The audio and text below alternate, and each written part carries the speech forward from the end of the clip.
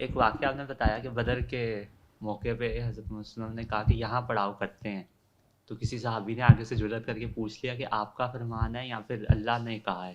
ہم نے کہا میرا فرمان ہے. تو ابھی تو ہمارے سامنے حضور صلی اللہ علیہ وسلم نہیں ہے، تو پھر ہمیں کیسے پتہ چلے گا کہ حضرت محمد صلی اللہ علیہ وسلم نے یہ اپنے مطلب خواہش سے فرمایا؟ پر قرآن بھی یہ کہتا ہے کہ وہ اپنی خواہش سے کچھ نہیں فرماتے، جو بھی فرماتے ہیں اللہ کی طرف سے ہوتا ہے. تو کیا حضرت محمد صلی اللہ علیہ وسلم جو بھی کہتے ہیں وہ اللہ کی طرف سے کہا گیا ہوتا ہے یا پھر؟ نہیں، وہ جب حضور دین بیان کرتے ہیں، وہ جو بات ہے نا قرآن مجید میں کہی گئی جس کا آپ نے حوالہ دیا، حضور جب دین بیان کرتے ہیں، جب اپنی بیگم سے کہتے ہیں آج یہ پکا لو، تو وہ وحی سے نہیں کہتے. وہ جب دین بیان کر رہے ہوتے ہیں تو وہ وحی سے بیان کر رہے ہوتے ہیں.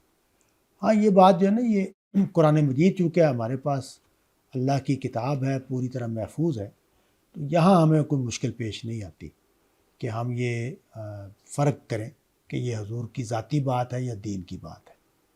تو قرآن مجید میں پورا دین بیان ہوا ہوا ہے، تو اس وجہ سے جو باتیں اس کی وضاحت کر رہی ہیں وہ دین کا بیان ہے، جو اس کی وضاحت نہیں کر رہے ہیں وہ نبی صلی اللہ علیہ وسلم کی بات ہے.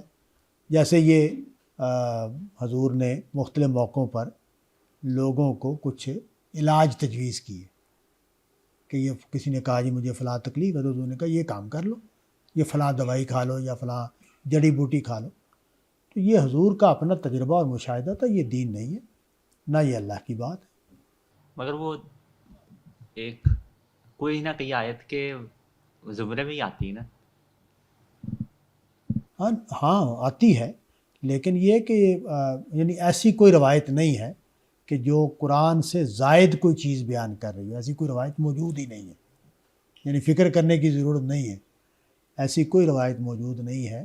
جو فقہ میں بحث چلتی ہے وہ بھی اسی بنیاد پہ چلتی ہے نا کہ حدیث کو اس حکم میں لگانا ہے کہ نہیں لگانا. ہاں وہ تو ٹھیک، ہاں وہ اس لیے یہاں کوئی خطرے والی بات نہیں ہے.